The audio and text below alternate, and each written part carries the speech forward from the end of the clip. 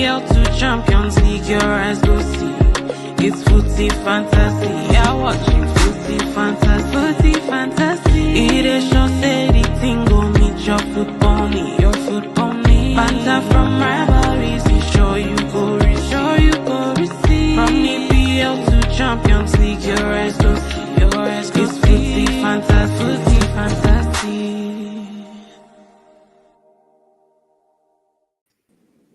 Welcome one, welcome all. Another edition of your favorite footy podcast, fantasyfooty.com, Footy Fantasy. We are here again to give you another barnstorming podcast. It was already kicking off in the background, so I just said, okay, let's just bring it live. Let's bring it live. It was already kicking off. Yeah, but we have a bumper edition today. We have some fantastic guests here with us. We have the humble Davies with us from Newcastle. The true Jody, the king in the north, is here with us. We have Stephen from Tottenham Spurs.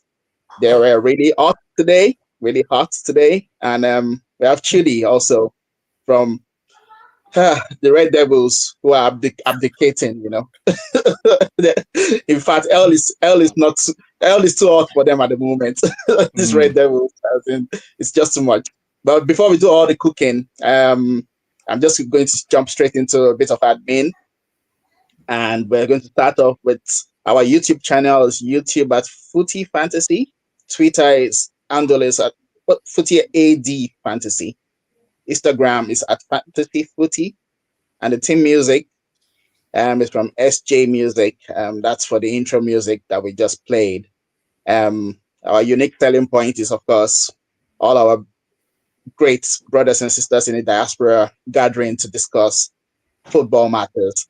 And yeah, we're back for another edition and we'll jump right into it. Of course, we're going to start off with the big game from yesterday. That was a big game because both teams were tied on equal points going into that match. So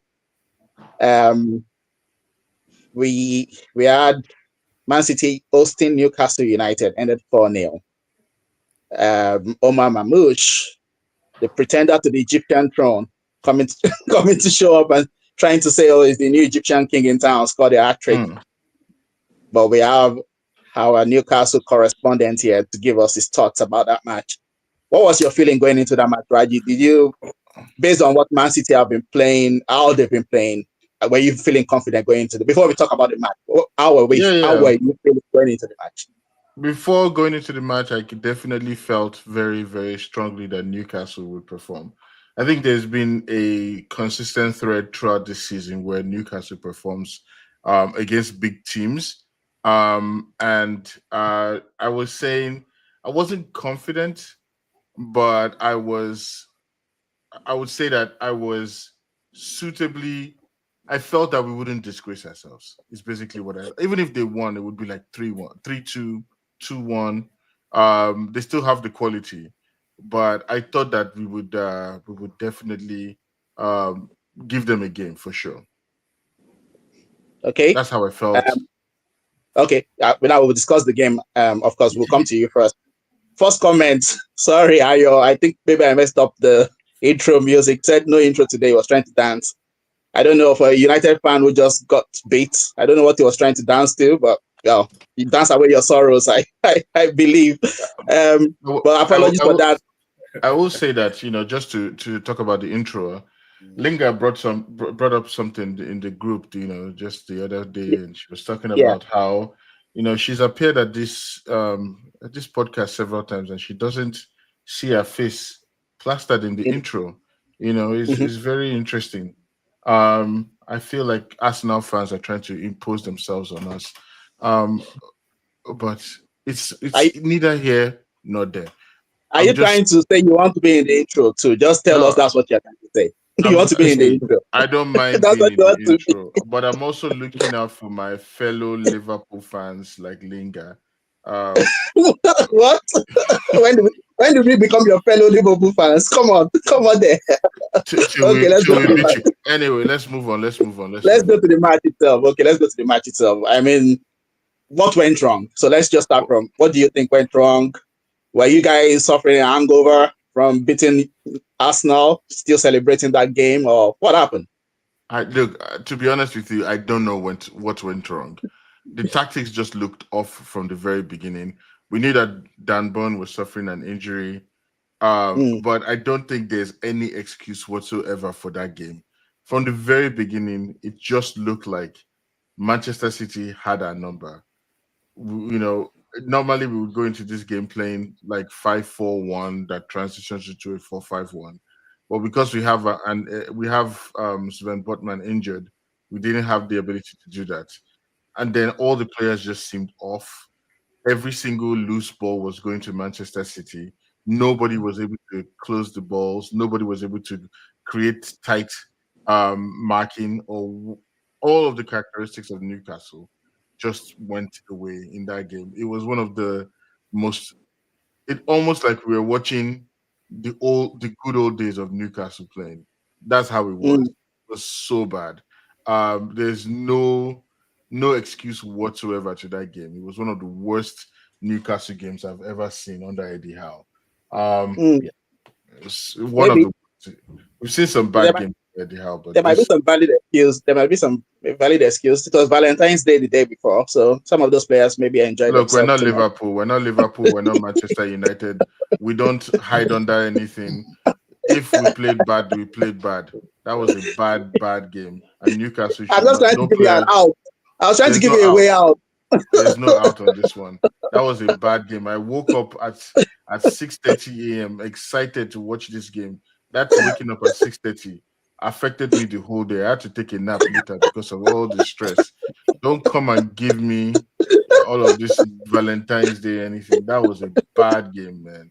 Bad game. Okay, I come to you, Steven. Steven, I'll just take maybe 2 minutes of your thoughts on that match if you watched it. What did you feel about the match, Man City, Newcastle, and then I'll go to Chidi after. Yeah, I think it was surprising. I heard an interview on Mamouche by, I can't remember the name of the coach, but at his previous club, where the guy was really confident in saying that this guy could be, and he was careful to use that, could be as good as Salah. So Mm-hmm. he came like really highly rated. Unfortunately, I couldn't watch the game. I was working, but I think Newcastle just didn't cater to that guy. They didn't expect the runs in behind from Marmoush. Maybe they were expecting it from Holland, and Holland has been slacking a little bit in that. He's kind of, it looks like Holland is, I know he scored so many goals, but he's kind of in this moment where he's not sure if he's running in behind or he's a target man now. But Marmoush just came with that kind of old Holland mindset of just attacking the space every time behind. So it was very interesting to see that. It was kind of like Marmoush in the old Holland brain, or Marmoush a different body in Holland's brain, and Newcastle just didn't get ready for that. I don't think Dan Burn can. Hey, hold on, man.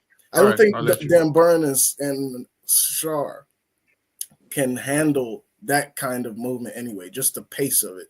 I think Dan Burn should be, everybody's talking about Eddie Howe and what he's doing, but Dan Burn needs a replacement soon, or at least in the next couple of years, because he's done in the Premier League for a while, but I don't think he can handle a pace from a striker that goes in behind like that. And it showed yesterday. Raji, just a quick rebuttal. So what were you trying to say? Did Dan Burn even play yesterday? I'm trying to remember. Yeah, he played. Yeah. Dan Burn is an excellent defender. I don't know what the hell you're talking about on that one. He's an excellent defender. He's injured. They're playing him with a strain in his back. Let's see how that goes. Mamouche, I'm not entirely sure Mamouche plays like Haaland. I think Mamouche is a withdrawn striker who, like you said, attacks the space. What's his name? Haaland is a what do you call it? A poacher who attacks the space ahead. Mamouche attacks the space behind after everybody has pushed forward, and that's how he scored his 3 goals yesterday. The thing that annoyed me was that No. huh? The first goal, he ran behind from the long ball. The first goal was a long pass from the goalkeeper, and he ran Okay. behind. He attacked the place behind. Okay, so that one was extremely stupid. That one was a Fabian Shah mistake. Man, I say And you're going in on your players. no, it was a Fabian Shah mistake. But the thing about it is Fabian Shah has been making those kinds of mistakes this season. It Oh, wasn't okay. Dambon who made those mistakes. Dambon doesn't make those kinds of mistakes. So Okay. he missed the ball. The second ball was the ball that there was a lot of space between the defenders after they had withdrawn, and Mamouche comes in and shoots the ball into the goal. Right. The third goal was him dribbling and then creating space from the back and then shooting and scoring. Some of those goals, I felt like the keeper could have done better, but I also think, I think the keeper could have. I mean, if you know Dubravka, you kind of know these are the kind of goals he would concede. These are the kind of goals that Pope could have saved. He would have used his leg. He would have used something to stop it. He maybe So would have what's going scored. on there? Let me just quickly Huh? interject. So what's going on with goalkeepers? You have Pope and you have Dubravka. I So thought what's going on with one of them was supposed to go out Dubravka to was Saudi supposed to go to Arabia. Saudi Arabia. Yeah, but the thing about it is, um, Eddie Howe has a problem, and I know we're going to talk about Eddie Howe. He has a problem with loyalty to some of these players, Mm-hmm. where we should have gotten rid of Dubravka. Why are we keeping him? Why are we keeping this guy? We should have gotten rid of him. We got the Greek goalkeeper. He could have played, and he would have actually started to gain some experience. We're holding on to this guy. We would have gotten some money. Same thing with what's his name? Callum Wilson. We could have gotten rid of him in the summer. We could have gotten rid of Trippier. We could have gone to Bayern Munich last year around January. All of these players, these old players that he wants to hold on to just because of the team, they are the ones like now. So if you had gotten rid of Callum Wilson, we could have had opportunities to get somebody. It would have become a significant reason to get a striker in the summer. If you had gotten rid of Trippier, we could have found reinforcements in that position. All of these players that he wants to hold on to just because he wants, leaving Fabian Shah, he wants to sign a new contract. We have Sven Botman in the background, who is a better defender than Fabian Shah. Get rid of these Okay. guys, man. You know, Okay. there's Let's go to loyalty to Trudy. some of these players. Let's All go to right. Trudy because Trudy has not spoken yet. Very We'll true. come back to Eddie Howe because one of the topics is Eddie Howe. So we'll come back to this point that you're raising, Raji. Trudy, sorry, did you watch the match and what were your thoughts about this game? I mean, to be honest with you, like from what I saw, I didn't. After the first half, maybe some of the second half, I finished it. But to be honest with you, I think Newcastle was just having a bad day, like David just alluded to. Someone like Byrne, to Stephen's point, like Byrne is not a defender that's trying to beat you for pace and all that. Those kind of players, they're looking at the timing of the ball. They time it to perfection, and them long legs actually move. So, but that's besides the point. I think Newcastle lost that game in the first half. They had a horrendous first half. Like nothing was given. I could say maybe the addition of Willock in there versus Joelinton, just bringing that, shaking that midfield through because they were pretty much just walking through that midfield. They were walking. City could have scored more. That 3-0 was a bit humbling. I don't even think it was a keeper Dubravka type situation. Yes, maybe you could have saved one or two, but there should have been more in that first half. Like they lost it in that first half. I mean, if you look at it from the second half, when Trippier left, I think Livramento came in, and Willock. I forget who came in for Willock, but immediately they did that. Like all the chat, like things slowed down a bit. Yes, they still lost, conceded one more goal, but things slowed down a bit for City in terms of everything that was happening. But for City, Mamouche is a heck of a talent. Like you'll be watching, like he's a proper talent, proper talent. And also that other kid, Gonzalez kid that they brought in, that's playing in that midfield too. He's also a proper talent, and they're going to get past Madrid next week. More than likely not. I think Man City most likely will go back to default. This was a Newcastle loss than a Man City win, in my opinion. If that makes sense. Yeah. No, fair enough. We'll take comments. Please, whoever recon expert is, can we see your actual name? Because you're saying you love this, but we don't know what part of this that you love. But if you love us, all of us, we take it. We take it. But you're saying you love this, but we don't know which part you actually love. So please specify and let us know who you actually are. But thanks for your comments. Well, for my own thoughts about the game, I think I caught maybe only half of the first half when it had gone maybe 3-0, and I didn't watch much of the second half because I just knew that it was game over 3-0. Well, I didn't really think it would be game over because I was thinking if Newcastle could pull one back before halftime, this Man City team have showed they are prone to crumbling.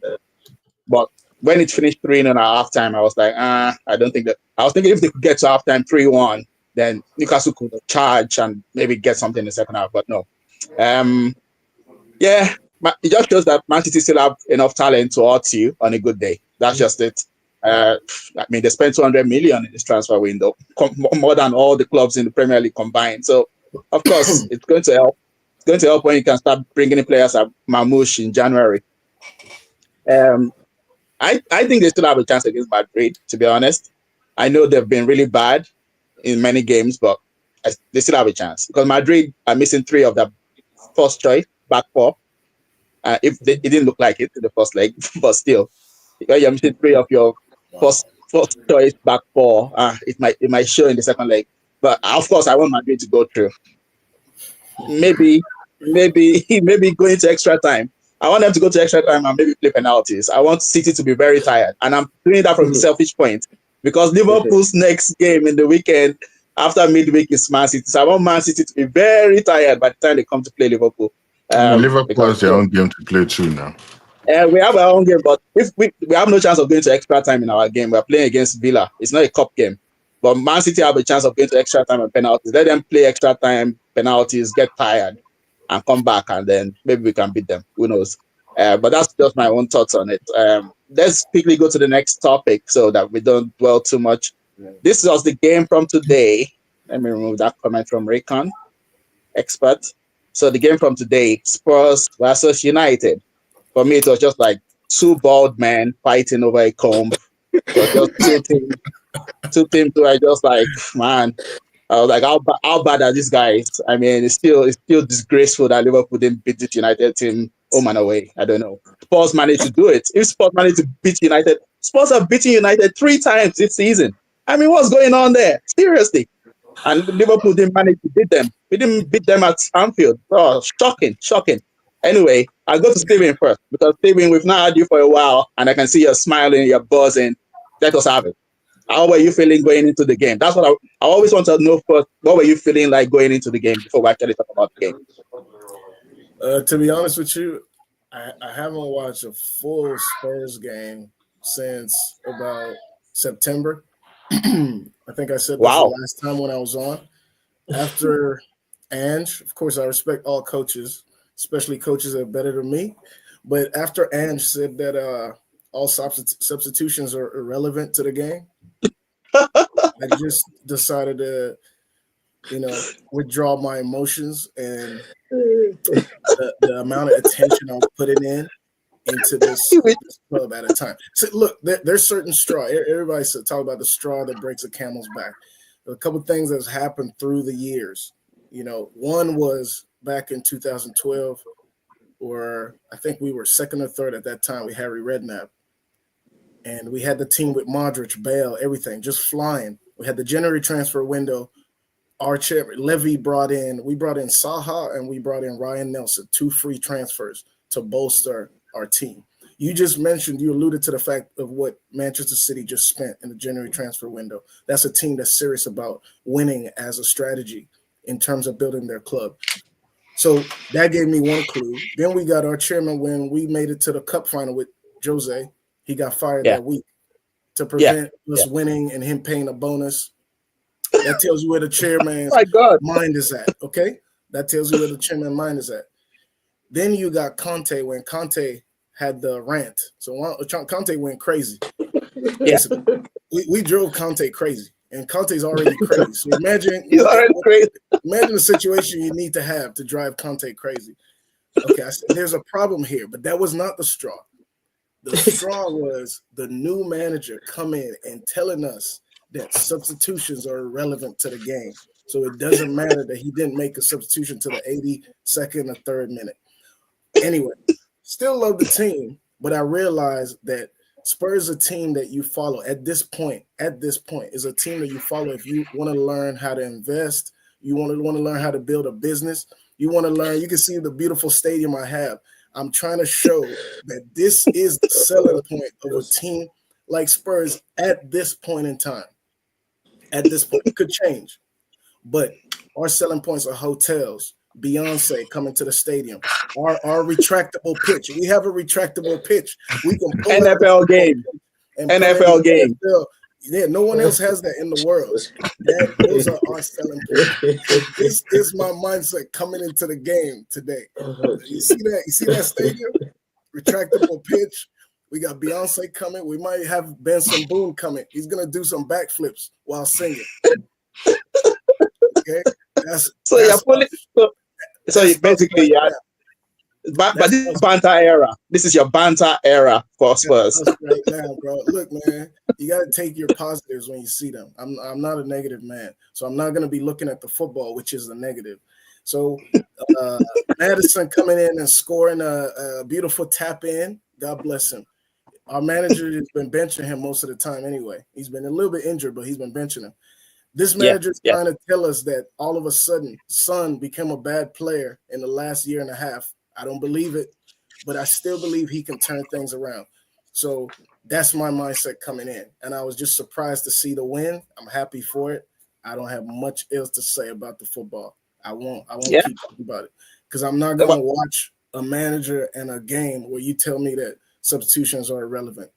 Not when we have 5 substitutions now in the game and excess subs. The game has changed to buttress the importance of substitutions to the game. So is it not the same manager who apparently said set piece coaching doesn't really matter? It doesn't really coach set pieces. It's the same manager. Yeah.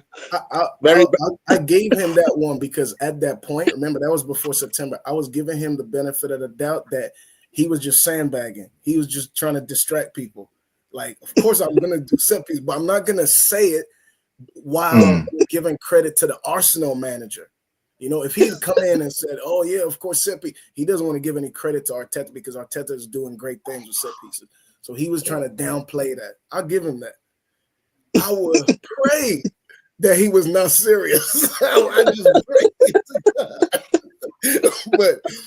But given some of the comments he made, he might have been serious.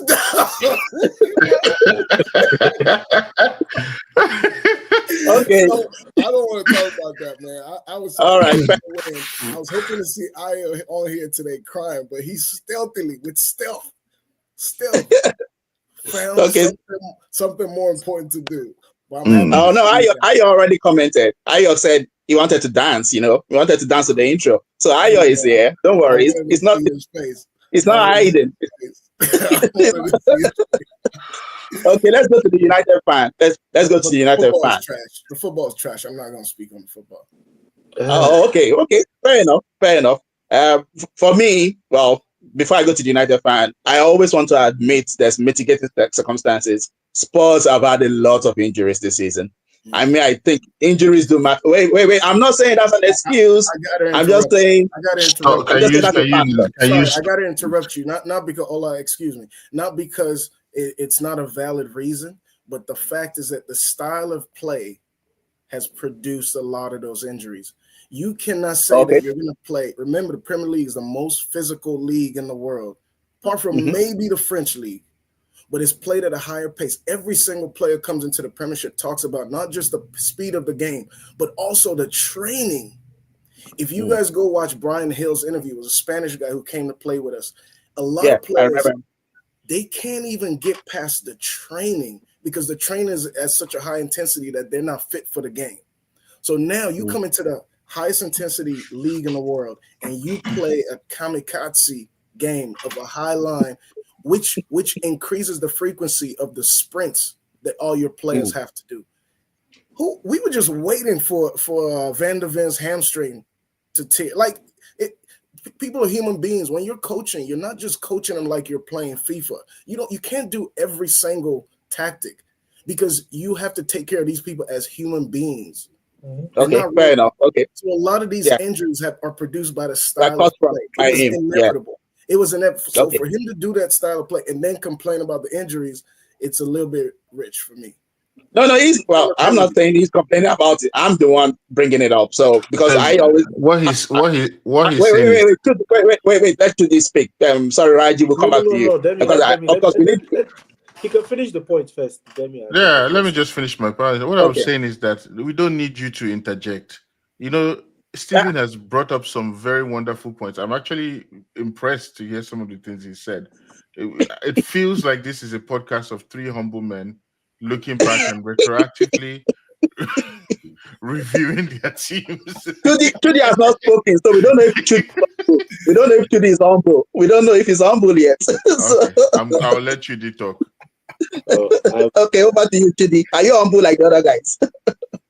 I'm still trying to figure out where my mental state is right now. As a fan and as a human being, when people like Steven says stuff like, "Oh, I've completely disconnected," and this September, this, or people, Ayo tell me that no, I moved on, I'm not watching my U game. I don't know how they do it, frankly, because I've been a fan since '95. Like, people don't understand that. Like, even the days where I try not to watch a game, there are days I'll go into the office, I'm like, I'm not going to watch a game. And somehow I found myself connecting my iPad in one corner and leaving it in the corner. Somehow, even when I try to run away, chases, I can't run. So I'm like, now, like, I'm trying to find coping mechanisms, different ways. I mean, trying to find healthy coping mechanisms at this point, because I don't know. I really don't know anymore. Like, it affects me. Every single loss, it still affects me. Watching them today, like I said today, I was not going to watch the game. Like, I was going to do it, will still find a way to catch me. And just watching today's game, like, today's game felt with both teams. Like, I was telling my guy, like, it felt like Sunday League. Like, I felt like, I still play ball. I felt like I could have done a job there on that field today. Like, I felt like no joke. Forget fitness levels. Just give me at least 10-15 minutes. I'll show small presence. Just like 10 minutes. I'm here. Give me 15 minutes in that midfield. I will show small presence. Just like, that's how I felt today. And I was just watching this game back to back. And like, I know my guy Ayo come back to me like, no, Chudi, they got the tactics. I said, I want to explain to you that today was not even tactics anymore. Like, everything just looked bad. Like, Bruno even connecting several passes and this. What's his name? Ghana's finishing, and Hoyland running around like someone that just got him with a stock gun. Like, just everything was just bad. Execution, everything was just bad. There was maybe a highlight of anybody I could pick out today was probably, I saw some confident moves or touches from Xerxes. That's about it. I can give a positive for my team today. I can't think of anything else that was like, I haven't seen this. So there's nothing else today. So I have no comments. I'm afraid of what happens. What's about to happen in Goodison Park next week. I'm like genuinely afraid of what could possibly happen. I've said to myself, I've tried to put mitigants here where I don't get to watch the game, but I'm going to end up watching it knowing who I am. But I'm afraid of what could happen. I'm really, truly afraid. And at this point in time, just mute all my connections and mute all my channels. That's the only way I keep my sanity at this point. But this is where I'm at. Wow, so rough. Okay. That's rough. Yeah, I know, of course. But I can't fake any sympathy for any United fans. So I'm sorry, Chidi. I know you're a nice guy, but I can't fake any sympathy for you guys at all. I'm enjoying this. I'm loving it. Like Kevin Keegan said, 1996. I love it. I love it if United go down. Okay. I will love it. So now you're trying to destroy me with trauma. This guy. No. What happened after he said it? We were number 1 in the Premier League. We were leading by 12 points, and then they beat us. I know. Please, no. Okay, no, I retract that. But to be honest, what do you think of the coach, Chudi? So, I mean, of course, I know it's new. Do you think it's just doing this, it's in this experimental phase? I think maybe it's just coming in and just like, let me just try all the random shit I can try before but the real season starts. I think he has a plan, but just bad timing. I think he's a good coach. I just feel it's bad timing. You're not supposed to be here at this time.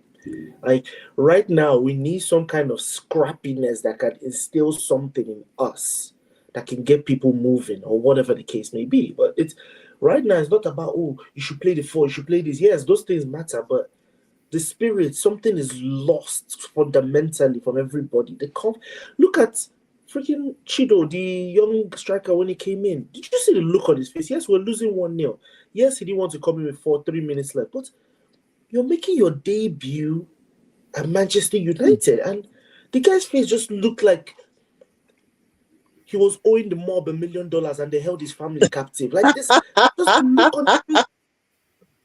Like guys, there's something fundamentally lost with the spirit, and I don't know how Ruben is the man to bring us out of that situation. But as a coach, I want him to be there, even if he's experimenting, even whatever he's doing. But there are consequences for these actions. 9 out of 10 times, our board will find a way to remove him again in the summer, and I pray that's not the case. But it's looking very likely. I don't know how it goes.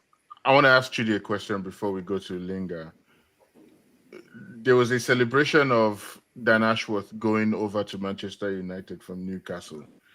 And then when they decided to remove the coach, Dan Ashworth was against Amorim coming in and becoming the football coach, manager of Manchester United. And for that reason, they fired him. Do you have more or less respect from his perspective, given the ultimatum that he was given? Or do you feel like you still have trust in the leadership, the chairman of the club? My trust in the leadership of the club in terms of like the chairman and all that stuff is very shaky, especially with the Dan Ashworth situation. I have respect for Dan Ashworth, but there's some of the things that I read from that article, some of the decisions that this guy was about to make that they just took me off guard. Like, I mean, from him talking about, oh, we should rely solely on data to do X, Y, Z, or there was one name that what name was he looking to bring in as a coach for us? Gareth Southgate. Yes. God, wherever he is, God will punish him severely for that thought again. And wherever he is, as much respect I have for him, God will punish him wherever he is today. It's a Sunday. It's a Sunday. It's Sunday, bro. It's a Sunday, bro. I'm in a very different mind state right now, please. But still. Wow. Like, wow, this 1-0 hit hard. I didn't realize. The chairman, it's still very, very shaky. It's very shaky what they're doing, their decision making and things like that. Like, you can tell they're trying to make good decisions, but there's a lot of back and forth that makes me question a lot of things. I'm like, I don't think this is the right place to spill everything now, but my thing is still 50-50 shaky for them more than anything. But today is not even about the Tottenham 1-0 loss. Like, it's just the spirit, what I'm seeing on the pitch. Like, all I know, Tottenham 9 out of 10 times are going to lose their next game. Like, this wasn't about Tottenham performing. This was just a Sunday league. This was Sunday league football that we watched. This had nothing to do with, oh my God, like Tottenham, maybe they have hit a corner. They have not hit any corner. I can tell every Spurs fan for free. Tottenham hasn't hit any corner. No, I agree. They're more than likely going to go out there and lose to Ipswich or something random, like in the next couple of weeks. So it's going to happen. So nobody has hit a corner. It wasn't about Tottenham. No, it's just the spirit. Something is completely missing, and I can't put a finger to it. It's not, and that's what I see more than anything. That it hurts. Okay, let me take comments. Okay. So we have Linger, Queen Skulls in the house. Thanks for showing up, Linger. She says, Ayo always talks about points from safety from relegation. But how many points do United fans need to get to psychological safety? They need help stat. Well, we on our football group, we have what we call United Care. We have this insurance program, medical. Yeah, we launched it. Toby is an Arsenal fan. He helped us launch this 2 weeks ago. We have United Care, which offers psychological measures and treatment for United fans. So, in answer to your question, Linger, we do have United Care taking care of United fans suffering at this time. So we're looking out for our brothers and sisters. Let me say this about this conversation that Linga is bringing up. This is a reflective episode where three humble men are going and being introspective, and Linga is coming out of place, out of scope, out of focus with this ridiculous. They are getting cooked. Do you think that Trudy doesn't know they're getting cooked? The whole point of the conversation. Linger the type to kick a man when he's down. Linger kick a man when he's down 2 times. It's literally. So I'm just confused though. I mean, sometimes I stand up for Linger. You know what I mean? I was like, Linger needs to be more in the videos. But sometimes Linger too. She's like, can you? But she's not coming for Newcastle now. She didn't come for Newcastle. She's just talking about. Doesn't matter. United. I am. See, she said, introspect these nuts. Let me read that comment because for the audio listeners. So Linger said, Amorim said his job is hard, but at least he's getting paid. Some of y'all have to work in week after week and get cooked for free. So that's Linger. And in response to Raji saying Linger needs to be more introspective, Linger says, introspect these nuts. No sympathy here. Like me, I don't have any sympathy for United fans. I suffered too much from United fans for over 25 years. I suffered too much from these guys. No way. I have no sympathy. No introspect these nuts. I'm quite sure that Newcastle is going to beat this Liverpool team. Okay. Now she says you're up next, Raji. We're up next. I want us to be on the same podcast on that cup final. Don't. I want us to be on the same podcast. Let's see who will get cooked after that one. Don't worry. We have bigger fish to fry. We can give you that cup. We can give you that cup. We'll take Carabao Cup and we'll take FA Cup too. I got a question for Trudy. My life. One thing that stood out. Hold on, one second. I said my life now evolves around road to 41, 12 points to 41, road to safety, 41. I am now monitoring what Ipswich, Leicester, and whoever is there. I'm monitoring what they're doing. This is what my life is now. But please carry on. I was following what happened during the week, right? This guy, Chido Obi Martin, of course, we're proud of him. He sounds like he's a Nigerian dude, all right? Okay, he scored a hat trick in the U18s. I actually watched the highlights of that game. It wasn't a great hat trick. He didn't really show me any technical prowess, any mastery at all. It was something that would happen, and you kind of watch the rest of the season. But I thought it said a lot that he was in the squad for today, and your manager looked at your whole squad and made one substitution, and it was to bring on this guy. I mean, we're in a bad place, but how are you that bad? That's what y'all brought on. And I looked at the rest of your bench. How do you feel about your bench right now? I'm not. How do you feel about the bench? Have you seen the bench? Yeah, I looked at the bench. There was some dudes from Timbuktu on that bench. I don't know. The Malian kid. At this point in time, you should have just tried some of those players, but I could also see the reasoning behind it in the sense of today was a Sunday league game. It was one of those games where that game could have ended 1-0. It could have ended 5-2. It could have ended 4-0. Anything could have happened. So he figured, look, you know what? Let me put the people with the best chance of something happening. Because at 1-0 against Spurs, anything could have happened. Like, you guys could have considered 3 goals in 5 minutes. We could have considered 4 goals in 5 minutes too. Yeah. So you want to put at least your senior players in that situation in case something miraculous happens and we get the 3 points towards safety. United had a lot of good chances in that game. They couldn't. You guys were hanging in by the skin of your teeth. But I will tell you this. Spurs also had chances. Spurs also had Yeah, chances. Spurs also had chances, but Yeah, They we didn't have as had much. about 22 shots. They had a 16 or something like that. But I always Yeah. feel that the foundation of the game is tactics. Mm. Tactics put your players in situations where they can score. It even with your tactics, you could create chances that are easier to score. yeah, Agreed. But I Agreed. was so surprised that he didn't see any kind of tactical change to take advantage of our weak back line. Mm. But it was No, just he's very dogmatic. That's the thing. Amorim is stuck to even that changing. 3-4-3. Yeah. No, it doesn't change from that formation. Yeah. It's very stuck to that formation. For me, I mean, it's the same. just want to throw this out there.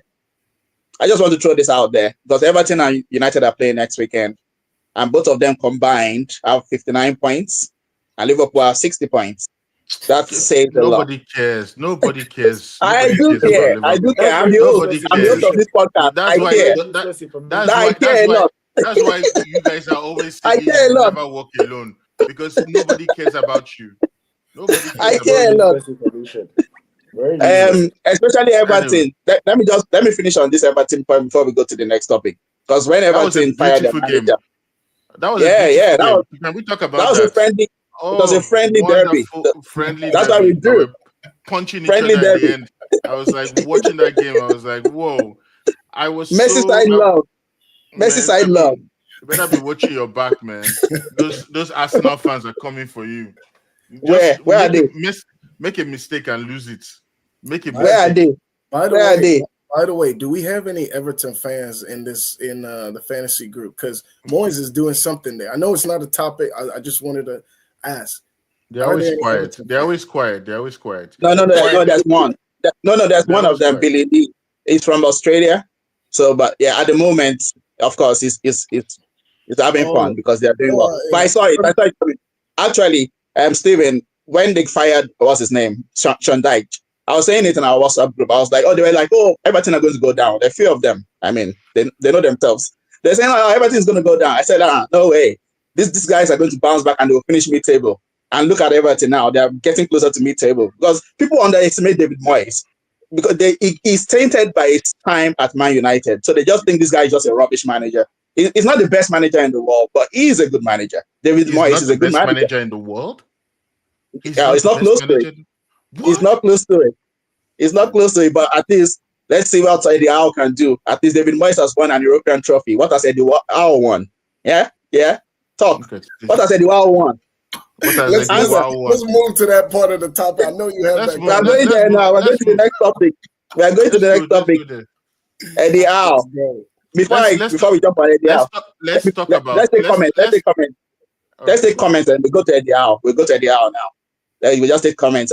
Thank you, Henry Bitokun. Thank you for joining us once again, and thanks for your comments. He says that's what Man U is about now. I don't know. It probably means they're just a banter club. Talking about looking back at Leicester, Ipswich. So Ipswich. That's what it was responding to what Chidi said. Okay, Henry said rebuilding is really tough, guys. Let's not act like everyone can buy their way out of a rebuild, like Chelsea, which hasn't worked out anyway. It's not. How many years have they been rebuilding? That's stupid. How many years have they been rebuilding? Stupid nonsense that they always say. Every time they lose, we are rebuilding. Rebuilding how long now? I tell you for free, this is not rebuilding, bro. This is something. Henry also said a proper, effective, and long-lasting rebuild is painful at times because I don't think it's a rebuild. I mean, United have had top managers, they've had young managers, they've had all kind of managers. They've even brought in Jim Radcliffe to fix it, and they're still crap. Sorry, it's not a rebuilding. What about Norwich? Is it? What about Norwich? How long did they take them to rebuild? They're challenging for Champions League now. Did they need all this? Champions League. Norwich. I said Nottingham Forest, man. Nottingham Forest. Oh, that calm down. Okay, Linda says it took them a long time. Nottingham wasn't a rebuild per se. If you think about all the years they weren't in the Premiership, they took a long time to rebuild. But Manchester United about rebuilding because the truth is we've seen two of the fastest rebuilds ever. With Man City turning themselves around from the end of the 90s till now. I think they really turned themselves around real quick with the Saudi. Man City? With the Saudi. Oh, okay. But then Chelsea. No, normally normally when a club goes down and tries to reactivate itself, you see something like Forest, something like 20, 30 years.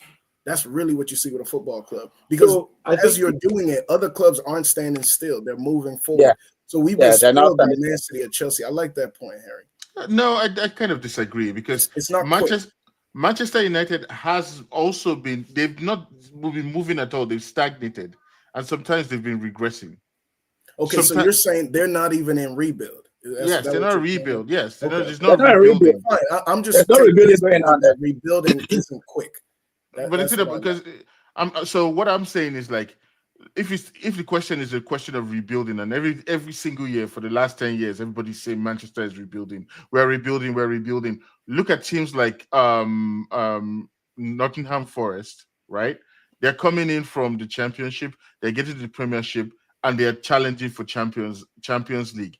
And the players that they're getting to do this are not the world-class players that Manchester United are getting to their teams, right?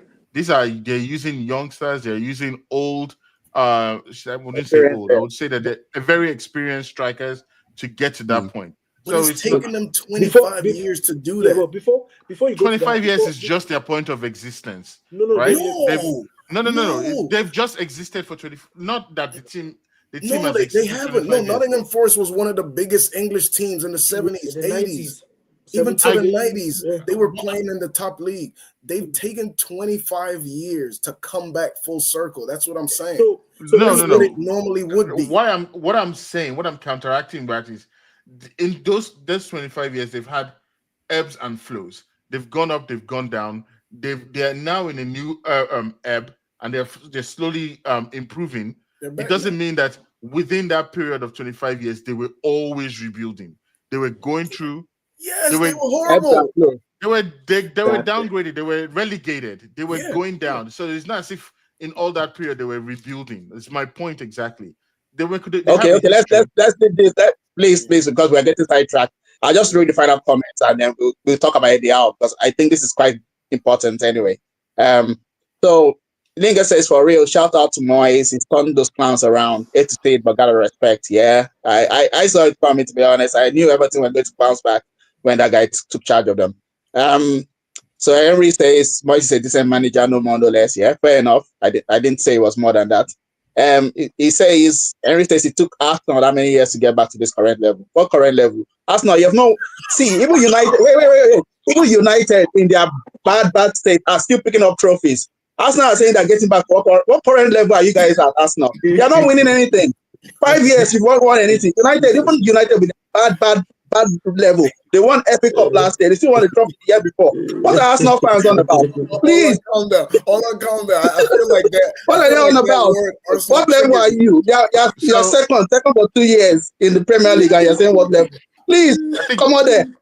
I think what we should try to avoid is to use this rebuilding term as a catch-all for every single time all of a sudden a team starts to see success. I think that's the thing I was trying to get at. It's like we cannot just use this rebuilding term. All of a sudden, a team that has been stagnated for years, they have a turnaround and they start to improve, and all of a sudden they were like, oh, they've been rebuilding for 25 years. Raji. What? How good a job is Eddie Howe doing rebuilding Newcastle United? Like I said, let's not use the term rebuilding. I know that's why I'm winding you. It's fine. Don't worry. I'm a patient man. I'm a humble demi. Okay, but the main question is for me. I like Eddie Howe. I think probably is the best English manager at the moment. Mm-hmm. But do you think it can take you guys to the next level? Next level means okay, but what do you think his ceiling is? What is the next level? Can you clarify what the next level is? And this year, please, just be specific. Winning the league now. Winning the league. Of course, that's what they have. Come on, man. You cannot use that to judge whether a coach is good. You don't. So you're happy with just coming fifth every year? Hold on. No. There were seasons where Liverpool did not win the Premier League, but they won the Champions League, right? Okay, so winning Champions League is good enough. Right? Okay. Yeah, winning something, especially at Newcastle's situation, would be good enough for now. Newcastle have always choked at the end. So let's see how he does this year. We have a good opportunity with the FA Cup. We have a good opportunity with the Carabao Cup. Let's see if we can even get to the Champions League. If we can win It those is. two, if we can win any of those two, if we can make it to the Champions League, then we're talking about a coach that came in when Newcastle was 19th and has taken us to Champions League in 2 out of his 4 years. So I think that is a sign of a very good coach. 100%. Something, But would that be enough? something. Would that be enough for your owners? Would that be enough for the Saudi guys who took that club over, who want to make you guys a big power? Would that be enough winning the Carabao Cup and winning the FA Cup once in a while? Do you think that? I'm just asking. I'm not trolling. I don't know the mindset of what are your owners thinking. Let me tell you this: the Premier. I mean, given what happened on Friday, you saw what happened, right? The conversation about the ruling being illegal, and they were introduced after the Newcastle got bought by the Saudi Arabia group, right? Okay. And immediately after that, all the Premiership teams, especially led by Manchester United, Tottenham, and co, they decided to create this new financial fair play stuff that would hamper Newcastle's ability to get funds into the club, right? They didn't want another Conspiracy. Manchester. They didn't want another Conspiracy. Manchester City. Yeah, I mean, it's not even, you don't even have to say conspiracy. It was ruled illegal. They have all the data. They have all the papers. So, and immediately Newcastle joined. All of a sudden, Manchester United wanted to form Super League outside because they wanted to maintain their money. They didn't want to go into their rebuilding anymore. So why are you mad? Why are you mad? You're not part of the big boys club. That's what it means. Listen. We don't even play good football, but we're part of the big boys club. Go build your stadium right, man. Go get a hotel. Go get a retractable pitch. Something. Okay. All right. Tottenham was also part of the conspiracy. Are you happy? It was already said. You didn't even have to repeat it. It was already said. Thank you. I'm going to say this, right? Because this kind of you didn't answer the question. I'm saying, do you think your owners? Okay. I'm answering the question. I'm saying that the owners are aware of the limitations that we placed on Newcastle's ability to spend in the last few years, and the fact that we had to sell some of our players to satisfy PSR, we had to satisfy all of these financial situations. All of a sudden, now all of those financial headaches are a little bit less strenuous on us. We can sponsor the team with Saudi Arabian clubs. We don't need to follow any arbitrary financial rules. And I'm saying that Newcastle has not been able to buy any players for the last 3 transfer windows. We've not bought any players. Newcastle have not bought any players. We've been buying young stars, putting them in the team. The Oshula, how many games has he played? Lewis Hall, when we bought him, how long did it take to join the team? Livramento, it took almost a whole season for that guy to start playing. So what they've been doing is buying youngsters and letting them stay. The last real major transfer window we had was the one where we bought Tonali. Yeah. And since then, and Isak was Isak, yes. So Isak, I think Isak came like a year before Tonali. 3 transfer windows, right? But go ahead. So the January after we bought Tonali, the summer we didn't buy anybody. We were trying to buy Gehi, and then this January that passed, we didn't buy anyone. We only sold players. So it's 3 transfer windows. So basically, I understand what you're saying now. That they're a bit understanding because they know that Ideal has been limited in the spending power. Yeah, and also because of the situation with PSR, which might change going forward. But for me, I'm just curious because I'm thinking, the typical British way. For example, let's say Eddie Howe wins this Carabao Cup. In the media, they'll start drip feeding. Oh, Eddie Howe should move to a bigger club. That will be the next thing. They'll be like, let him move to a bigger club. Already, they were even saying he should take the England job. They were touting him for that. So that's why I'm saying, do you think he will want to move on if he had that kind of opportunity? Or do you think, okay, we'll just stay? Because he might think the ceiling, in his mind, he might think the ceiling is higher than Newcastle United. No disrespect, So, I mean, he has stated it multiple times that, he has stated multiple times that he's happy at Newcastle. I also think that he's realistic about his position. But we should also understand that the British media is also as racist as ever. And they would always love their English folks over anybody. So even if he was failing, they would still be saying the same thing about him. David Moyes was up there. The guy from Bolton was up there to be the England coach. As long as you're British, you get the English pass. So let's ignore all of that stuff. I don't know if that's racist though. I mean, come on, any country would want their people to coach their team. That's just, people. Imagine if in Nigeria you had all the major banks in Nigeria had some foreign or Danish person. People would say, "Whoa, what's up with that?" I think that's okay for them to want a British coach. Now, are they picking the best person? That's all. I'll tell you this. When Saka missed that penalty, right? It didn't feel like it wasn't racist. It felt very racist. That's a different issue than them wanting a British coach. If it was a black coach, I don't think we would have the same conversation about Eddie Howe. Is what I'm saying. Okay. Let's take comments before we get into the next topic, because we're almost at an hour. Wow, jeez, it has flown by. Okay. Henry says because he's winning, and when he fought us, you guys start castigating him. I'm not sure. Can I answer that question? Is he talking about Eddie Howe? He's talking about Eddie Howe. I'm going to tell you this: Eddie Howe he has had good runs, he has had bad runs at Newcastle. At no point has his job ever been at jeopardy. It's only the British London press that is always talking stuff. All the Newcastle fans love Eddie Howe. We have problems with some of the decisions he makes. We have his problems with some of the loyalty he has. But we don't want him to go. He's the best manager for Newcastle United.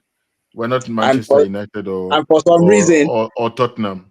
Arsenal have lost 5 times this season, and 3 of those defeats were to Newcastle United. It's amazing. It's amazing. And look at how the Arsenal fans want to get rid of Arteta despite all of his success. So we're not like that. We're not like that. Okay, Dio, Kaiser, yeah, that's Dio. Thanks for joining us. The Bayern Munich fan. He's saying what's the impact of the ruling on the Man City charges? I'll give a quick summary, because Man City basically challenged the associated party transaction ruling that Premier League got put in place, and because they had some sponsorship deals, and the Premier League thought these guys are inflating these deals. So basically, Premier League said, okay, we're going to change some of these rules. Well, anyway, the ruling says what the Premier League did was illegal. So the Premier League don't have any jurisdiction. They don't have any say in those kind of sponsorship. So going forward, like Raji rightly said, going forward, these clubs can make any kind of sponsorship deals they want, put any inflation on it. They don't care.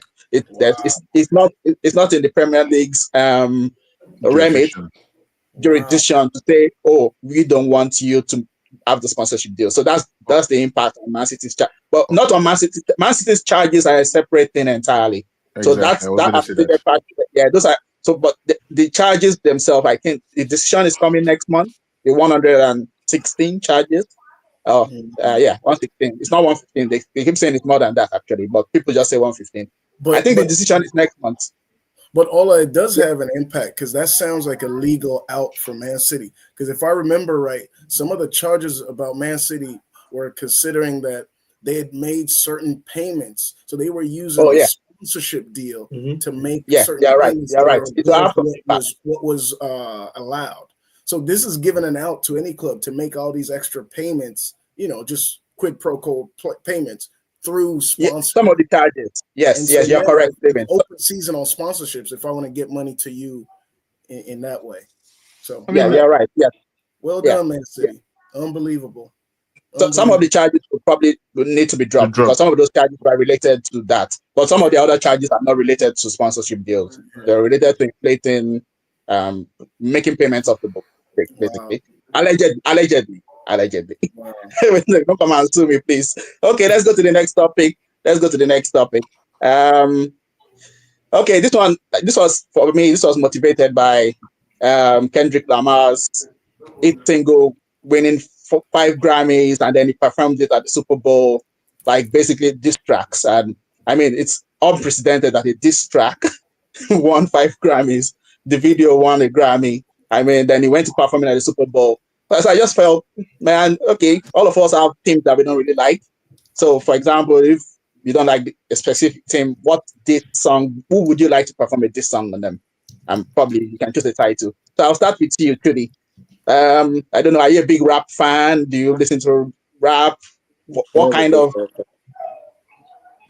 I am a big rap fan, but I think I haven't really thought this one through more than anything. But honestly speaking, if anything that still balls my system till today is probably, I don't think it's Chelsea as a club as a whole, but that Chelsea era, that's Didier Drogba, Duff, Robin, Essien, Lampard, all those bastards. Hit him up. John Terry. Tupac, kill them, die. I hate that period was a torment. That period was tormenting on my life. Hit them up, die. All of them. I can Hit them up. Any one of them. Tupac come out from the dead and perform me too. Yes. That's one thing that comes to mind more than anything. Good answer. Good answer. I feel you, bro. I feel you. Good answer, man. I go to you, Steven. Steven, have you had a thought about this? Like, which club would you want to distract on? Who do you want to perform it? Yeah, absolutely. If I need somebody to perform it, I'm going to call up from wherever he is. I'm not going to proclaim judgment. Wherever he is, Tupac need to come up. Nobody's going to deliver this better than him. There's never been a better diss track in the lifetime of rap than Hit 'Em Up. And of course, it's going to be about these Gunners because we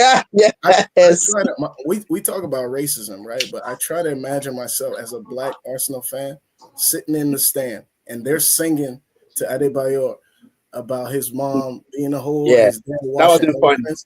His dad washing an elephant. I just can't imagine it.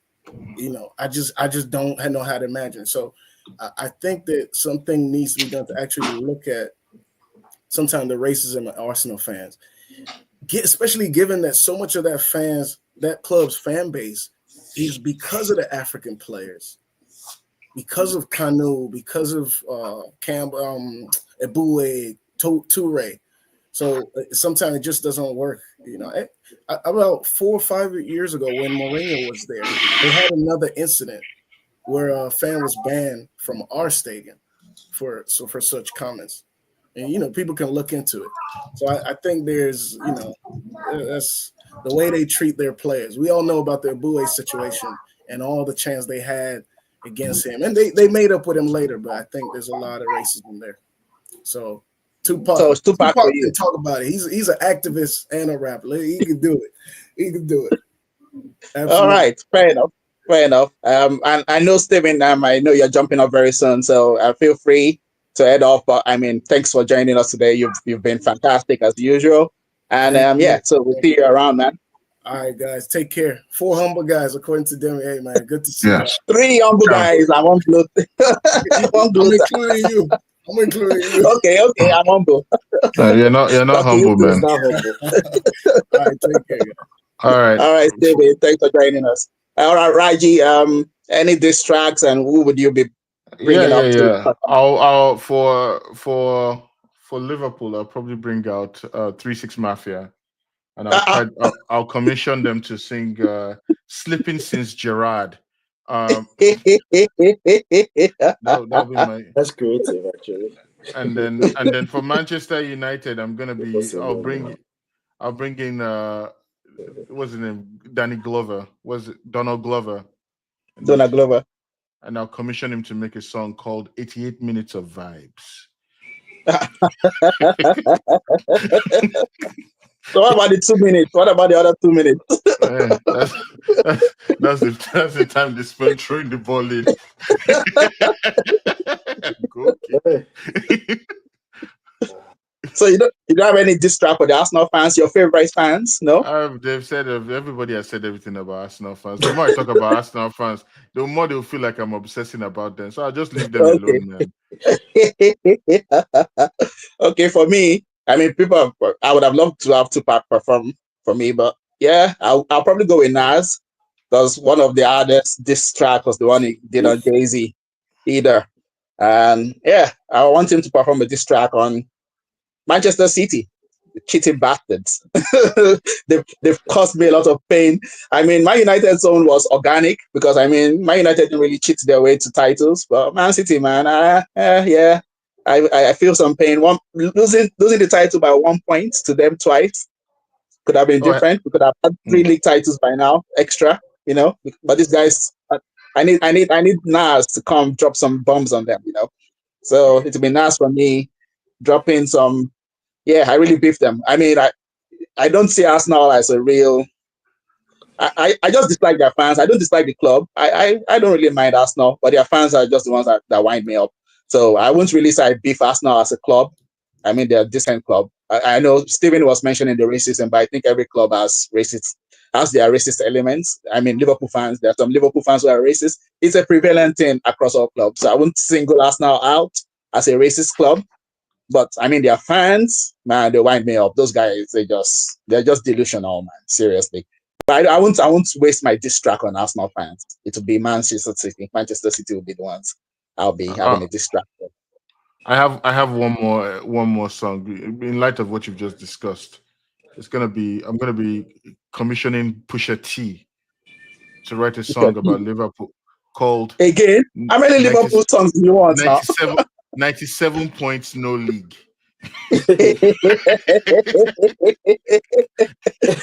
Imagine 97 points, no league. Okay. By the time I start commissioning songs for Newcastle now, if I start saying, "Why you always crying?" How many years you guys have been crying for a league title or a trophy? Go and commission that song. It's already a song that exists. Why you always crying? 60 years I'm crying. But anyway, we've come to the final segment. This is just randomly. You can just talk about who you want to give kudos to for this weekend that's gone by, or Donkey of the Week or Kudos of the Week. I'll start with you, Chudi. Do you have anybody you want to specifically highlight for kudos for this weekend? Kudos is for me is Babouche. I will never talk about the fan, but I think I like the guy's attitude. Like, he's just a very humble kid. Like, he just keeps going and stuff like that. I've been watching for some time, so I like the kid, regardless of what side of Manchester I ended up at. But still, it is what it is. Donkey, I really don't have. I always considered myself Donkey. The fact that I'm just going through my own emotional cycle with this team. Everybody else has disconnected. I am still going through. Maybe I'm the one that's the damn Donkey at this point. I don't know, sir, but that one I haven't figured that part out. But we move. Another we move. We go again. We move. It is well. Peace be with you. You're going to Good Thing Park. Enjoy yourselves over there. Peace be with you. Raji, kudos of the week, Donkey of the week. My kudos of the week goes to Chudi for I think the last time we were in this podcast, he was talking with his chest, and I've seen the humbleness, the humility in his life, and I want to say that I appreciate it. No, I still stand by every statement I made. I have no business having conversations with Newcastle. It's a lie. We would not be going, even for history's sake, we would not be having. It's a lie. I don't care if my club gets relegated. I will not be having those kind of. What for? God forbid, but no, it's a lie. My donkey of the week. My donkey of the week goes to Chudi. Of feigning fake humility and making us feel sympathetic to him. That's my own. That's why I told you, Raji. I can never have any sympathy for United fans. You guys fell for the trap. You fell into the trap of having sympathy for him. That's why I can never. All of a sudden, Linger's post makes a lot more sense. I take it back. Linger, you can just destroy them. No, see, the problem was that we're having regular discussion. Then I think Raji now came that day, was now like, no, that we should be. When you start using words like we should be here, we should be winning this, that's when my blood now got hot. I was like, look, we have been respecting ourselves all through. Then sometimes you don't get carried away. Like, wait, bros, calm down. He started getting carried away. That's what got me angry. Let's respect yourself. Just park somewhere. But we are all humble today, and you still said the same thing. So this is inside your blood. That one I still stand with him with my chest. We will never be having conversation about championship as a Newcastle fan. It's a lie. I would never get to that point in my life. I will not jump off a bridge. I will not get to that point in my life. We'll get there. Don't worry. You'll still be standing. You'll still be standing when we get to that point. So Don't worry. let's get there first. Okay, Inshallah. You never Inshallah. reach that one. No. okay. Well, we would have a continuation of this saga, the Chidi and Raji saga. We'll definitely make sure we bring you guys onto the next podcast, maybe in a couple months' time. So we can revisit this this humility debate. We'll revisit it. Okay, I will take comments, final comments before we round up, and I'll give my kudos and donkey. Dio Kaiser says Eminem will get Eminem to this Real Madrid. Dio is a Bayern Munich fan. Bayern Munich have suffered a fair bit from Real Madrid, so I understand why he needs to diss Real Madrid. And Dio also says Raji, that's right, that is fantasy. Yeah, it's true. His fantasy football name was team name was 97 points, 97 shots, no 8. But it was trolling. Do you know why? Because he doesn't like Jurgen Klopp. He didn't like Klopp. So that's why he was happy when Liverpool didn't win the league. He was throwing shots at Liverpool. Linger says, thank you, Raji. She shall cook them. Cook them. United fans, Linger is coming for you. We're rounding up. I'll give my kudos of the week. Kudos of the week to David Moyes. I mean, Everton were struggling to score more than a goal per game. They were definitely heading towards relegation. They were just maybe one spot above the relegation zone.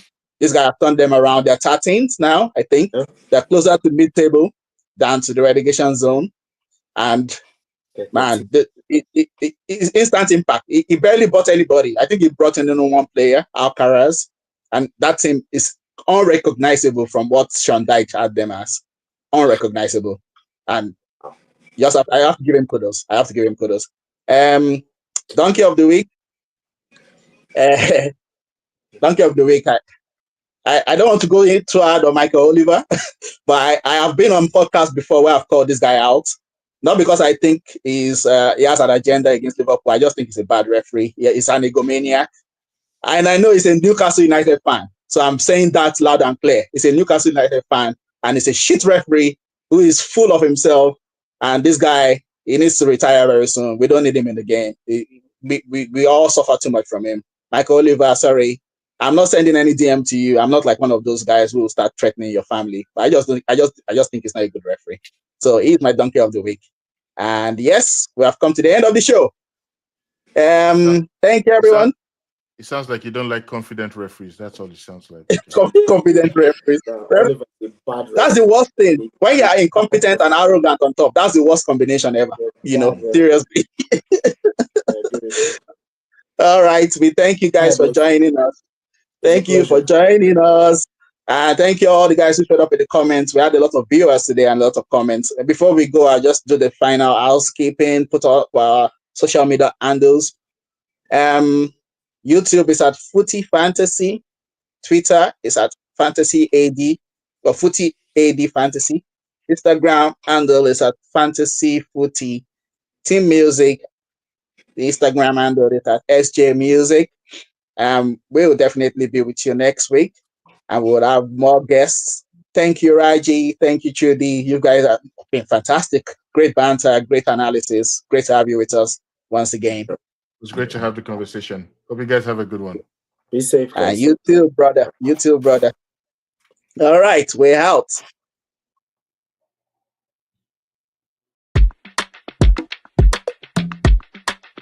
You're watching Footy Fantasy.